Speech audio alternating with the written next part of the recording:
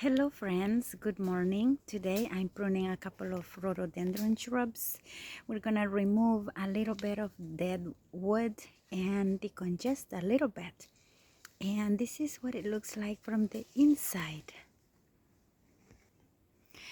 As you can see, there is a little bit of dead material in between, in the shrubs I should say, and it needs a little decongesting because it needs a little bit of air circulation. So when we prune, we want to look for the dead, the damaged, and the diseased material. If you're overwhelmed and you don't know where to start, you can start by doing that. Start cutting whatever is dead, and always make sure you have clean cuts. So keep your tools sharp and clean, sanitized in order to avoid transferring diseases. And this is what I'm gonna do for now. First of all, there's just too much growth and it's on top of this bamboo. This bamboo shouldn't be here to start with, but that's what it is now. So you can see that there is a little bit of congestion happening here. So we want to start by removing some of this. So I'm gonna start by cutting a few stems at the base where it comes from, where it originates, because it's better to do that rather than cutting it, let's say, halfway there.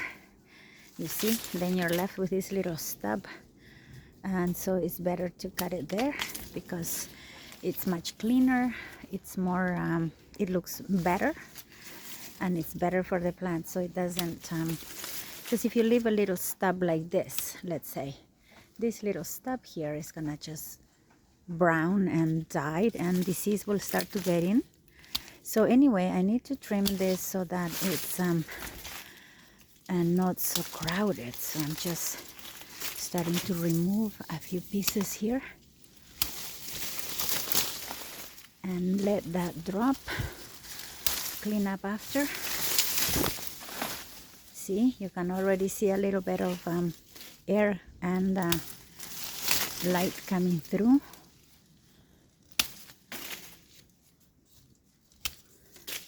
And so on and so forth. You're gonna go around and check. It is always good to cut right here where your next stem is, as I was saying, rather than leaving little stubs. So I'm gonna go and give it a little cleanup all around. But I'm gonna show you what we have done with another one that we just started pruning. So here we have a larger rhododendron. This rhododendron was coming too close to the patio, or to the lawn rather.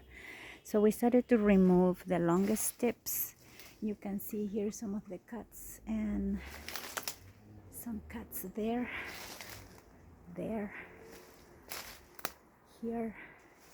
And so we went all around and we trimmed whatever stems were coming too close, the longest ones.